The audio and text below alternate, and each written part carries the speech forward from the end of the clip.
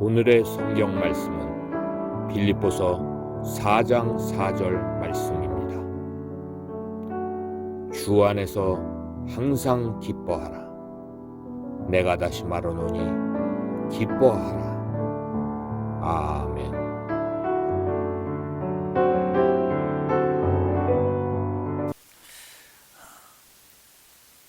여러분 따라해 주십시오. 기쁨. 하나님이 정말 귀하게 사용하신 바울 사도가 이 빌립보 교회에게 편지를 쓸 때에는 감옥에 있었을 때입니다. 감옥이라고 생각을 하면 우리는 벌써 위축이 되고 편안하지 않는 어떤 압박, 그리고 어떤 무거운 두려운 공기가 생각만 해도 느껴지는 것이 사실입니다. 그런데 이분은 그 속에 있었습니다. 요즘 감옥도 별로 좋지 않은데 그 당시에 감옥이라고 한다면 얼마나 열악했겠습니까? 그런데 이분이 편지를 쓰면서 기뻐하라는 말을 합니다. 내가 다시 말한다. 너희 기뻐해야 된다. 이렇게 편지를 쓰셨습니다. 또 갈라디아 교회 편지를 쓸 때 바울 사도는 갈라디아 교회 성도들이 사실 믿음의 길을 똑바로 가고 있었는데 다른 복음을 전하는 사람들의 그 영향을 받아가지고 사실 은혜의 삶에서 율법의 삶으로 변화되어 버렸습니다. 은혜를 잃어버렸습니다. 그런 그들에게 편지를 써주면서 우린 은혜로 사는 사람이 돼야지 율법, 행위, 노력으로 사는 사람이 돼서는 안 된다 하는 그런 내용이 이 갈라디아서입니다. 그래서 우리 안에 주님이 살아주시니까 이분은 성령 보혜사로 우리 안에 계신다. 그러니까 이 성령을 따라 그냥 순종하며 가기만 하면 돼.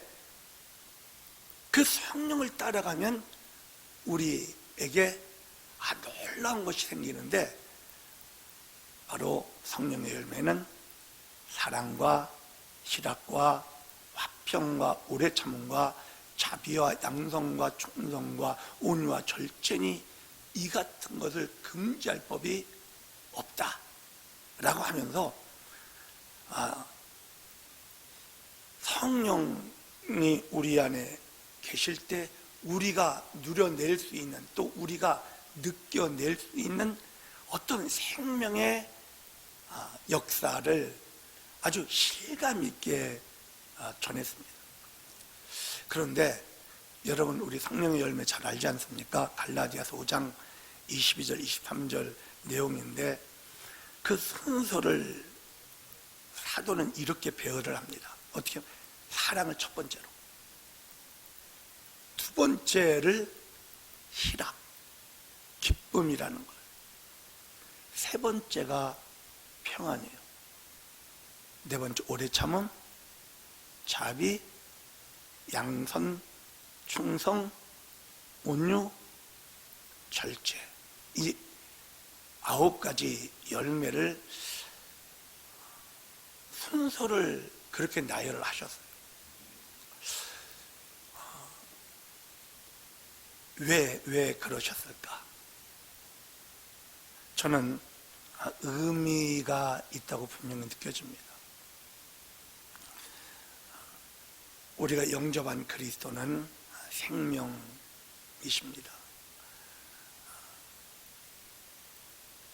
이 생명이 어떤 생명인가 하면 이제 성령의 열매로 표현한 이 9가지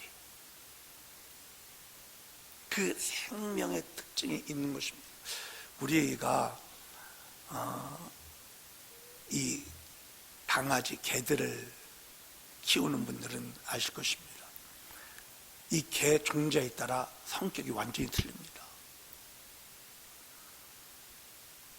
그 특유한 이 기질이 있습니다. 덩치는 커도 굉장히 순한 개가 있습니다.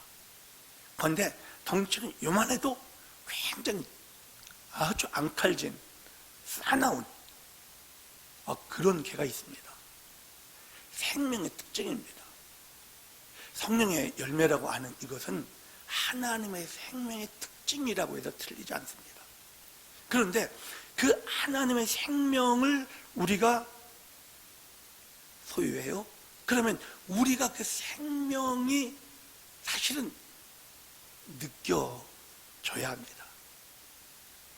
그런데 그 생명의 첫 번째 특징이 사랑. 우리는 사실 그 사랑은 알고 있습니다. 느끼고 있습니다. 버림받아 마땅한 나를 주님이 구원해 주신 그 사랑이 너무 정말 귀하게 느껴집니다. 그 사랑은 알 수 있습니다.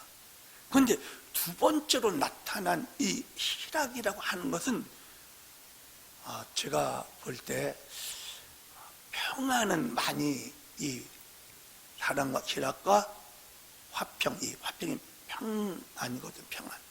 이 평안은 많이들 또 어느 정도 의식이 되고 느낄 수 있습니다. 그런데 바울 사도가 두 번째로 배열한 이 희락을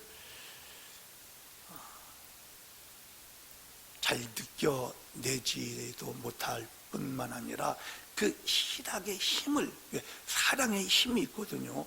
평안의 힘이 있습니다. 그것을 우리가 신앙생활하면서 충분히 누리고 또 그걸 영향력을 끼칠 수 있습니다. 즉 내가 평안하면 불안에 떠는 사람을 평안하게 도와줄 수 있습니다. 그래서 주님은 평강의 영이시니까 두려워 떠는 제자들에게 나타나서 너희에게 평강이 있을지어다, 이렇게 말씀하실 수 있는 것입니다. 우리에게 있는 이 생명은 사랑의 생명이기도 하지만 기쁨, 희락의 생명이기도 한다는 이 사실을 우리가 알아야 합니다. 우리 안에 있는 그리스도의 생명은 기쁨의 생명입니다. 기쁨의 생명. 그래서 오늘 이 기쁨을 좀 살펴보려고 합니다. 그래서 우리가 사랑을 누리고 평안을 누리고 그 사랑으로 영향력을 끼치고 그 평안을 나누어 줄 수 있는 것처럼 저와 여러분 안에 있는 이 주님의 기쁨, 주님이 주시는 기쁨, 주님의 생명의 특징이 기쁨인데 그 주님의 기쁨이 우리 안에 있음을 다시 한번 우리가 오늘 이 밤에 확인을 하고, 그리고 그 기쁨의 생명을 정말 충만하게 누려내고 더 나아가서 그 기쁨을 나누어 줄 수 있는 우리 모두가 되시기를 주님의 이름으로 축복합니다. 제일 첫 번째, 하나님 주시는 기쁨은 도대체 어떤 기쁨인가를 좀 보겠습니다. 세상이 주는 기쁨과 정말 틀립니다. 하나님의 생명은 기쁨의 생명인데 이 하나님의 이 기쁨은 어떤 차이가 있는가? 자, 세상의 기쁨을 초월한다고 말할 수 있습니다. 세상은 어떤 것 때문에 우리가 기쁠 수 있습니다. 좋을 수 있습니다. 즉 농사가 잘 돼, 돈을 잘 벌어 기쁠 수 있습니다. 오늘 시편 4편 7절에 이런 말이 있습니다. 주께서 내 마음에 두신 기쁨은 그들의 곡식과 새 포도주가 풍성할 때보다 더하니이다. 아니, 돈 많이 벌으면 기쁘잖아요. 또 포도주 또 잘 마시고 기분 좋게 기쁠 수 있잖아요. 그런데 하나님이 우리 안에 주신 이 기쁨, 그 기쁨은 그것을 초월한다는 것입니다. 그것을 넘어서는 기쁨이라는 거죠. 세상이 줄 수 없는 기쁨을 사실 우리가 받은 거예요. 왜? 기쁨의 주님이 우리 안에 계시니까. 할렐루야. 그런데 이 기쁨은 고린도후서 6장 9절 10절에 아주 의미심장한 말씀을 합니다. 즉 주님이 주신 기쁨은요, 모든 상황을 초월해요. 특히 절망적인 상황 속에서도 이 기쁨을 누릴 수 있다는 거예요. 세상의 기쁨은요, 우리가 예를 들어서 몸이 굉장히 아플 때, 그리고 진짜 먹을 것이 하나도 없을 때 어떻게 세상적인 기쁨은 우리가 기뻐할 수 없습니다. 그런데 주님이 주신 이 기쁨은요, 정말 몸이 너무너무 아파도, 그리고 먹을 것이 하나도 없어도, 예를 들어서 그럼에도 불구하고 기쁠 수 있다라는 거예요.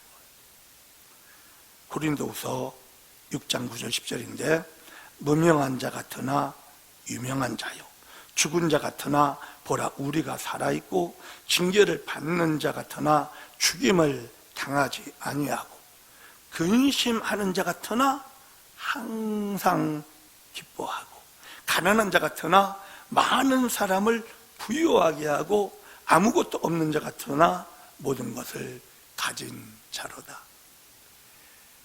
이해할 수 없는 사람이라는 거예요. 하나님의 자녀 예수 그리스도를 나의 주, 나의 그리스도로 영접한 사람, 그 안에 기쁨 되신 주님이 있는, 주님이 살아계신 그런 사람, 그 사람은 어떤 상황에서도 기쁘다는 거예요. 항상 기뻐한다라는 거예요. 항상 기뻐한다라는 거예요. 그런데 이것만이 아닙니다. 세상의 기쁨은 순간적일 수 있습니다.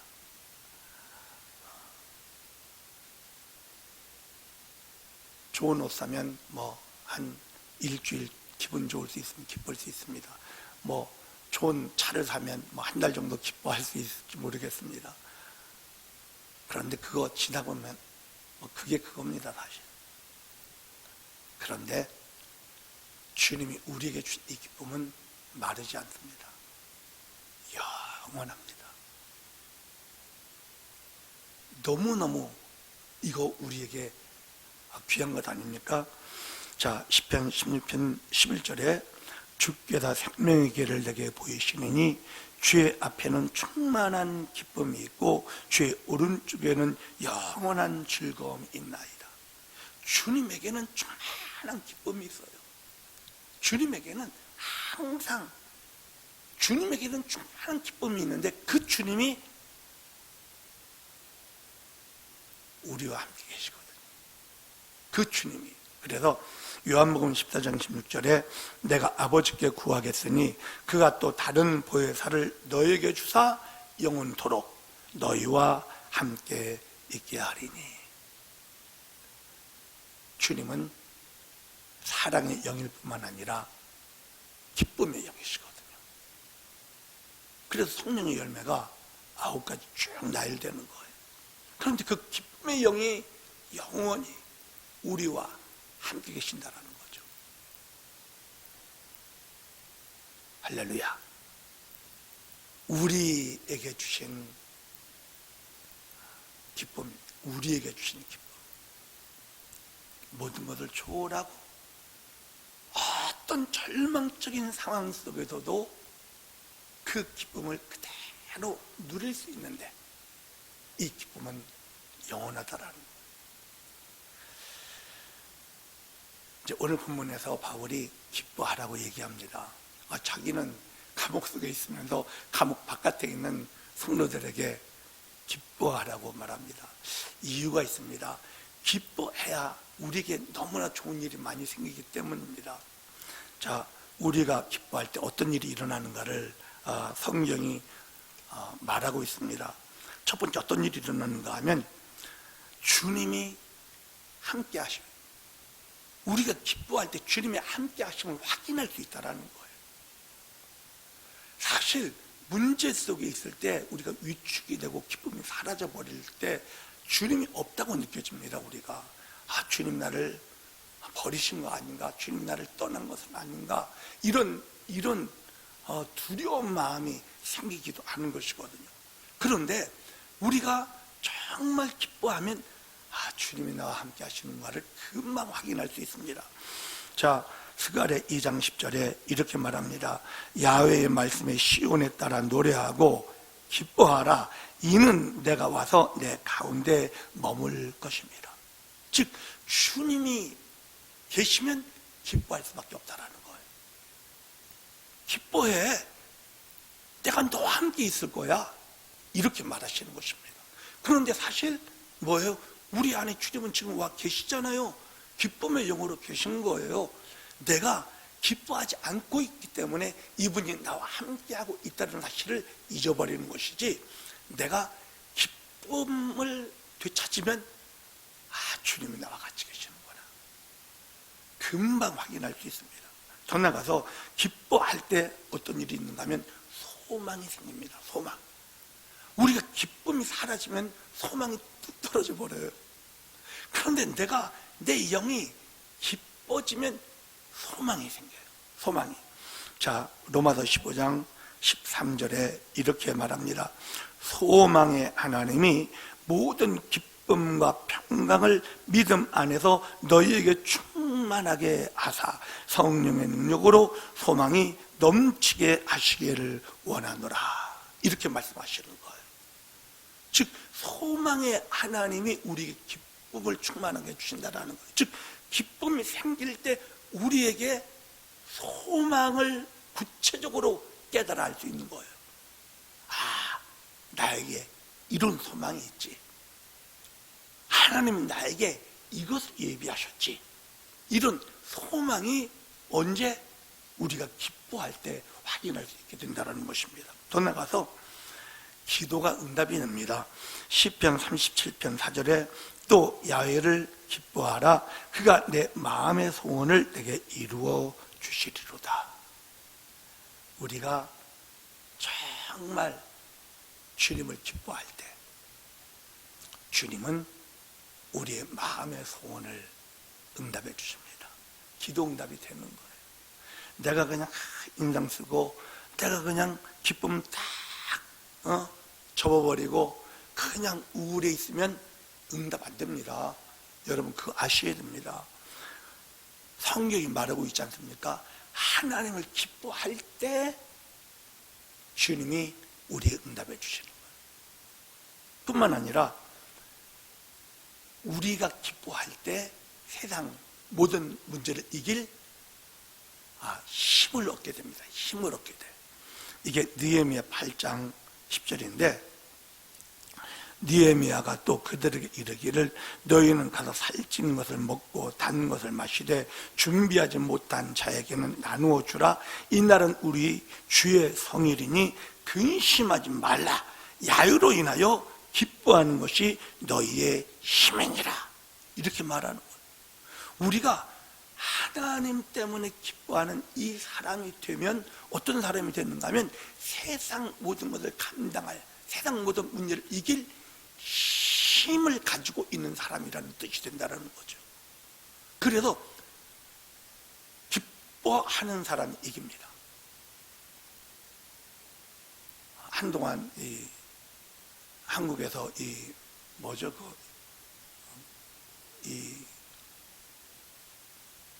노래 막 경연 막 시키는 그런 게, 그래서 거기서 뭐 1등하면 어느 기획사에 소속이 되게 해주고 뭐 그런 게 있지 않았습니까? 그때 그 심사를 맡았던 프로듀서들이 하는 얘기가 저는 참 괜찮은 것 중에 하나가 무엇인가 하면 무대를 즐겨라. 즉 즐기는 것 이상 최고의 노래가 가능하지 않다라는 그런 의미로 얘기를 하더라고요. 우리가 신앙생활을 즐길 줄 알아야 합니다. 우리가 하나님을 믿는 이것 자체를 정말 기뻐해야 합니다. 즐거워해야 됩니다. 기도를 스트레스, 부담 삼으면 기도 못합니다. 기도를 즐겁게 여길 줄 아는 사람이 기도할 수 있습니다. 제대로. 말씀 읽는 것을 고역으로 생각하는 사람은 말씀 못 읽습니다. 그런데 말씀 읽는 것을 정말 즐겨내면 말씀이 기가 막힙니다. 제가 요즘 사실 창세기를 쭉 새로 읽고 있거든요.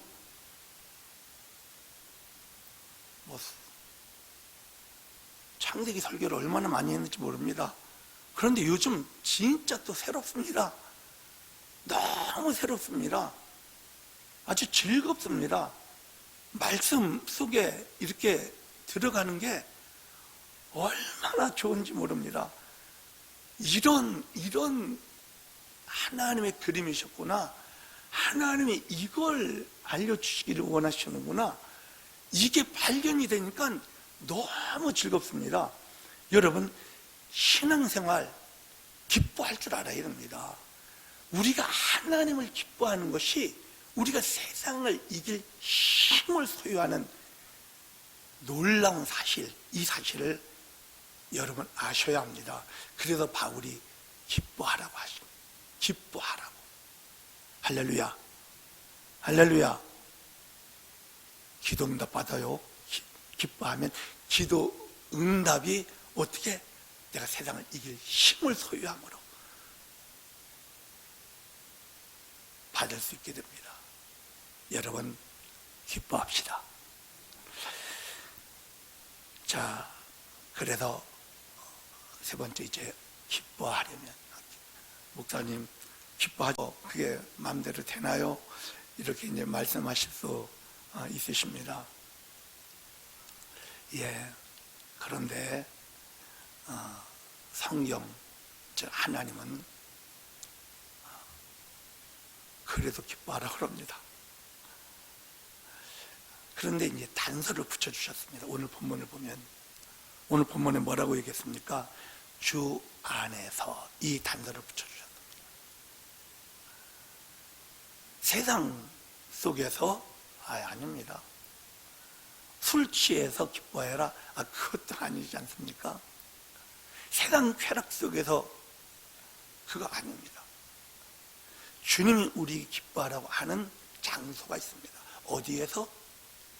주님 안에서. 그래서 우리가 기뻐하려면 주님 안에 있어야 됩니다. 주님 안에 있지 않으면 사실 그 기쁨은 올바른 기쁨이 못 됩니다. 사라져버릴 것입니다. 금방. 그런데 우리가 주님 안에서 기쁨을 찾으면 이 기쁨은 정말 세상을 이길 기쁨이 되고요. 이 기쁨은 하나님의 응답을 가져오는 기쁨이 될 수 있습니다. 여러분, 그래서 주 안에 거하기를 힘써야 합니다. 그래서 주 안에 거하는 이것을 영 안에 거하는 것으로 표현할 수 있습니다. 영 안에. 왜? 우리 영 안에 주님이 계시니까. 주님 어디 계십니까? 우리 영 안에 계십니다.